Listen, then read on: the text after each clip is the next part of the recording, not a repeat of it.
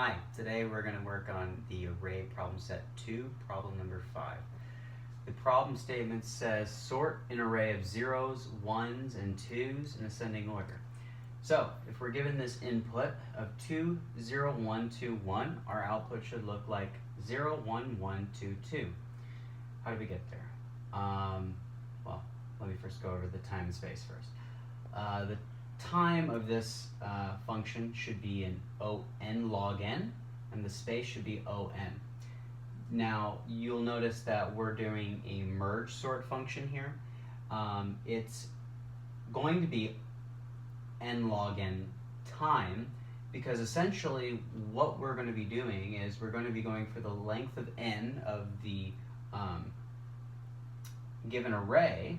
However, we are going to be dividing this array into subsections to compare single number arrays to each other. And then we will then merge them together and then repeat the process for all the other subarrays. So essentially, and it's going to be in O(n) space complexity because we are going to be going through making several subarrays. We'll turn this into its own subarray, 2, we'll turn 0 into its own subarray, we'll turn 1 into its own, 2 into its own, and 1 into its own. So that's why the space will be O(n) complexity.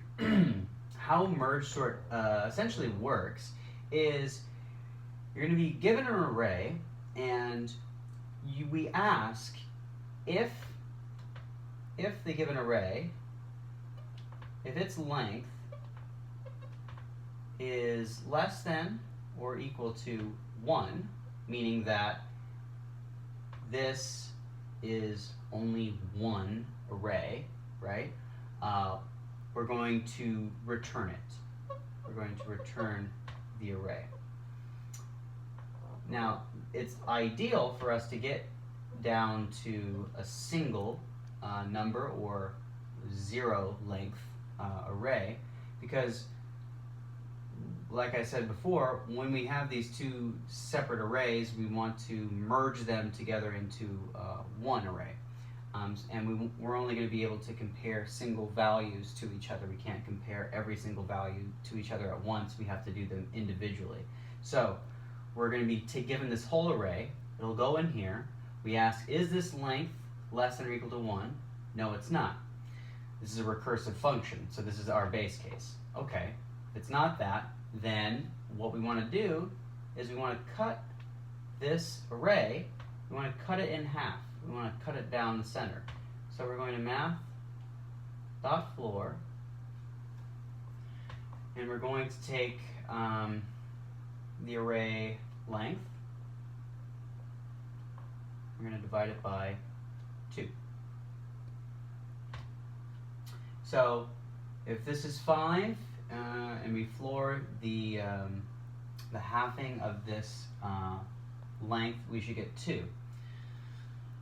So we should get 2 in our first run, right over there, 2. All right, so now that we have this will be our mid-index, so 0, 1, 2. It'll be at the number 1 right here. So we're going to basically then look at the left side, and we are going to call merge sort on the left half of the array. And we're going to say array, and we're going to slice at the 0th position up until, but not including the mid. So we'll slice basically out 2 and 0 into its own array, and then we'll push that or send that into merge sort recursively. It'll ask the same thing if we give it that array. Is it less than or equal to 1? No, it's not. So we'll cut that in half.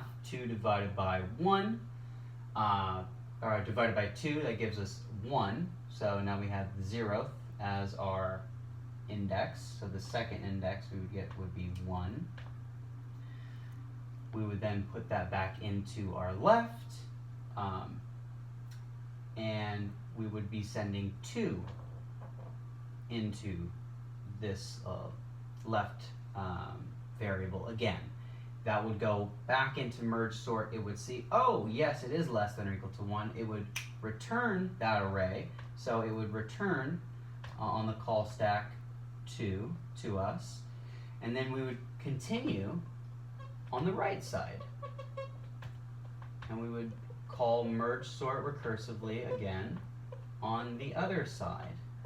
So this would have broken out and gone back up the stack to where the mid was before, which is, in this case, the mid was from I believe it was from 1 on, right? So then when it breaks out or it puts in the right side, this should essentially do the same kind of deal, where it's going to put in the new sliced out half, and it'll do the same kind of logic. And essentially, what we would get to after all of the putting on the stack and so forth, I'm not going to try to trace the entire flow of it, but essentially we would then get 0 here in its own array. So we'd have 2 and 0. Perfect. So now what do we do with those guys? Then what we want to do is we basically want to return these 2 guys merged together to look like this. We want them to look like that. We want to merge them together. So that's where this merge arrays function comes in. So we're going to call the merge arrays helper function, and we're going to pass in our left. That's why we made a left, so we could pass it in to this merge. And we'll pass in our right, and then it will do some magic and give us the 0 and the 2 merged together like this. How do we do that? Okay, well, this is going to take in 2 arrays, array 1, array 2, okay? And essentially, we're going to create a result array, right? It's going to be an empty array. We're going to have 2 indices, I and j, which are going to represent the starting indices for both the given arrays. They're both going to start at the 0th position. And then we're going to do like a few while loops here. And we're going to say while I is less than array 1 dot length and j is less than array 2 dot length, we are going to do some computation. So what we want to ask is very simple. If the given element in like the first array, if it is less than the first element or the 0th element in the second array, then we want to push res, we're going to say res dot push. We're going to push in the array at I, or the first array's 0th element at this point. If that's not true, right, else we're going to push in the element from the second array. Array 2 at j. So then that will push in the other element if that's the case. For our example, that will be the case, because the first left will be, or array 1 will be 2. Array 2 will be 0. So we'll be pushing in 0 first into here first, and then we'll push in 2. But what actually happens here, if you notice, oh, and I forgot to mention, when we push in an element, we want to also increment its index, so that way we can move on to the next element in that given array. And the same thing with the other array. We want to make sure that we're moving their indices. So if we are given a one element array and we move it up one, we now break out of this while loop. If we break out of the while loop and we've pushed in everything from one array, for example, this one, we've pushed everything in, we need to make up for it. And vice versa, if we pushed everything in for this one, we need to make up for the elements that haven't been pushed in from the other array. So that's why we'll write 2 extra while loops, where we will say while I is less than array1.length. Basically, we're making up for the elements that we didn't push in.